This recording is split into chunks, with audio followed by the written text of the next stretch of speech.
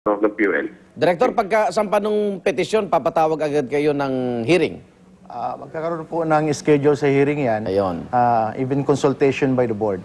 Kung karapat-dapat din yung figure na binabagit nila, Homer, ano? Opo, patitinan po yan kasi sabi ko nga, kailangan tingnan nila yun kasi ang datos na kinoconsider ng board whenever we consider any fair adjustment. Okay. Marami po tayong tinitingnan dyan na variables kaya magkakaroon ng pag-uusap ang board at consultation sa sectors affected sa proposed adjustment. Okay. Director, maraming salamat po. LTFRB. Homer, maraming salamat po. Thank you rin, Iga. Homer Mercado, Presidente ng South Luzon Bus Operators Association at Executive Director Emmanuel Mahipos ng LTFRB. Senate President Juan Ponce Enrile bukas sa posibilidad na manatili sa pwesto dahil sa suportang ipinangako sa kanya ng ilang kapwa senador. Ayon mismo kay Enrile, may mga senador mula sa Partido Liberal at Nasyonalista ang sumusuporta sa kanya para manatiling Senate President. Kaya kumpiyansa raw siyang makukuha ang kailangang 13 boto. Nagpatawag na ng caucus si Enrile bago magbukas ang sesyon sa Lunes para mapag-usapan ang Senate presidency. Ombudsman Merceditas Gutierrez sinampahan ng reklamong impeachment. Sina dating Akbayan Party List Representative Risa Ontiveros Barakel, retired General Danny Lim at mag-asawang Felipe at Evelyn Pestaño, magulang po ng namatay na si Navy Ensign Philip Pestaño ang mga nagreklamo. Ginawang basehan ng umano'y kawalan o mabagal na aksyon ng Ombudsman sa maraming reklamo kabilang na po rito ang NBN-ZTE broadband deal. Ayon kay Assistant Ombudsman Jose de Jesus, karapatan ng mga kalaban ni Ombudsman Gutierrez na magreklamo at karapatan din niyang pabulaanan ang mga ito. 76 na boto ang kakailanganin sa Kamara para maiakyat ang reklamo sa Senado at litisin si Ombudsman Gutierrez sa impeachment court. Akbayan Party List, hinaharang sa Korte Suprema ang pag-upo ni Mikey Arroyo bilang kinatawan ng mga security guard at driver.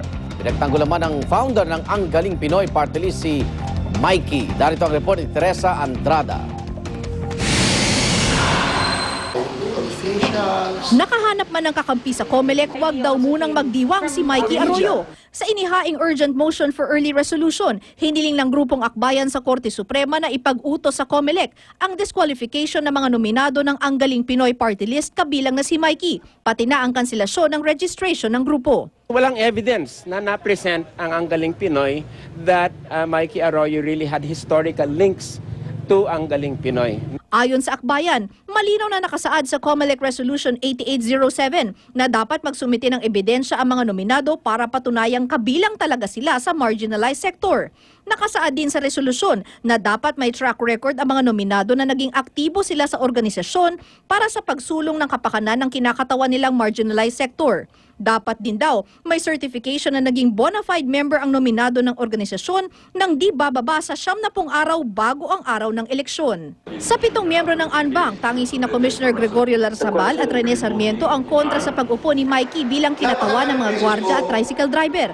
Kaya naman hindi raw maintindihan ng Akbayan kung bakit nagawang baliwalain umano ng komisyon ang sarili nitong resolusyon. Nung sumulat kami sa COMELEC bago mag-eleksyon, inamin nila at mayroon kaming sagot galing sa COMELEC na walang sinabmit talaga si Mikey Arroyo. Kailangan ayusin ng Korte Suprema ang ganitong double standard. Pinasinungalingan naman yan ni Bernard Corilla, founder ng Ang Galing Pinoy, na isumite na raw nila ang mga requirements sa COMELEC. Ipinagtanggol rin ni Corilla ang pagpili kay Mikey bilang kinatawa ng organisasyon. Taong 2007 pa raw sumali sa kanila si Mikey at pirmi umanong dumadalo sa mga chapter meeting pati na nga raw sa mga medical at dental mission. Down to earth siya makisama. Para sa Unang Balita, Teresa Andrada reporting. Hindi lang tayo mga tao ang apektado po sa krisis sa tubig, maging ang mga hayop ramdam ang epekto ng water shortage. At narito ang report ni Cesar Apolinario. Ramdam sa Malabon Zoo ang problema sa kakapusan ng supply ng tubig sa Malabon. Kaya naman kahit mabutasan ng bulsa, mineral water ang pantulak dito ng ilang taga-Kingdom Animalia. These are all endangered species. We have to save them. We have to make sure that they get the clear water. Recycled na tubig ang gamit sa mga isda at buhaya. Ang gamit na tubig na pinanligo ng tao, pinanlilinis kapag marumi na ang mga kulungan. Mabuti na lang at umulan ng hapon, kalibre ng tubig ang mga agila. Ang ibang hayop tila tuwang-tuwang nakilaro sa patak ng ulan. Ang oranggutan na ito nagkaroon din ng pagkakataong maglublob sa tubig. Ilang araw na kasing mahina ang tulo ng gripo kaya importante ang ulan sa mga hayop dito. Iniipon nila ang tubig para may panggamit ang mga hayop sa mga susunod na araw. Problemado rin sa tubig ang dog breeder na si Hazel. Ang iba niyang alaga, nasisira na raw ang balahibo dahil sa kakapusan ng tubig panligo. Mahigit 30 aso ang kanyang alaga. Ang iba rito, binibenta niya. Dahil gapatak lang ang tubig sa gripo, hindi tuloy makapag-shower ang kanyang Shih Tzu. Yung tubig na lumalabas, kaunti lang. Hindi, pag ganyan lang. Ganyan ka kaunti. Buti ngayon, malakas na. Malakas na ganyan. Dati kasi talaga wala. Para hindi galisin at mamaho, nilalagyan niya ng moisturizer at conditioner ang buhok. Dahil sa nararanasang krisis sa tubig, hindi pa tiyak ng mga tagapag-alaga kung hanggang kailan din magtitiis ang kanilang mga alaga sa kawalan ng tubig. Ang importante raw sa ngayon, kahit papaano'y may ulan. Para sa unang balita, Cesar Apolinario reporting.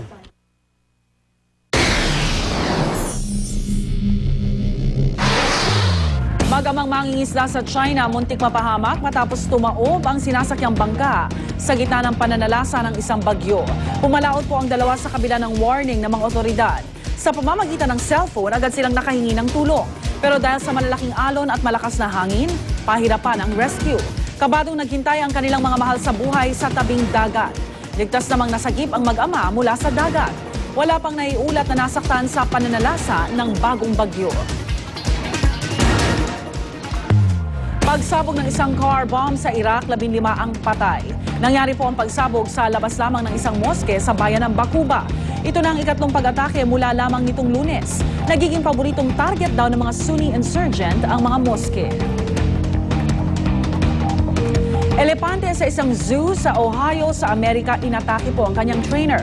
Inirelease ang Onang Toledo Zoo ang video ng pag-atake nangyari 3 linggo na ang nakalilipas. Kinorner po ng elepante ang trainer sa kulungan nito. Pagkatapos ng ilang sandali, nakatakas ang trainer. Nagkaroon siya ng malalang injury sa baga at ribs dahil po sa pag-atake. Hindi raw sigurado ang pamunuan ng zoo kung bakit naging bayolente ang elepante dahil mula pagkapanganak pa lang daw nito ay kilala na nito ang trainer.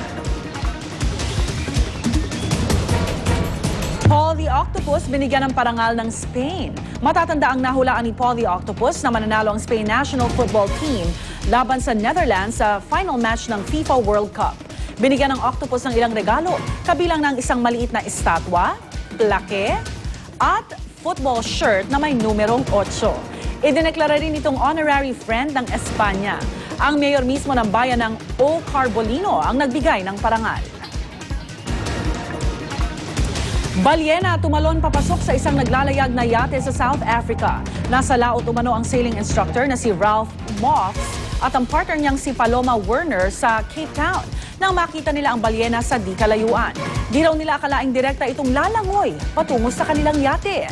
Bumalik naman daw agad ang balyena sa tubig at tila hindi naman nasugatan sa insidente. Ayon sa mga eksperto, posibleng aksidente lamang ito at hindi sinasadya ng balyena na umatake sa yate.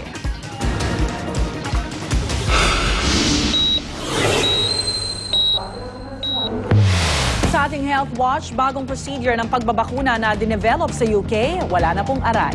Yan po ang tinatawag na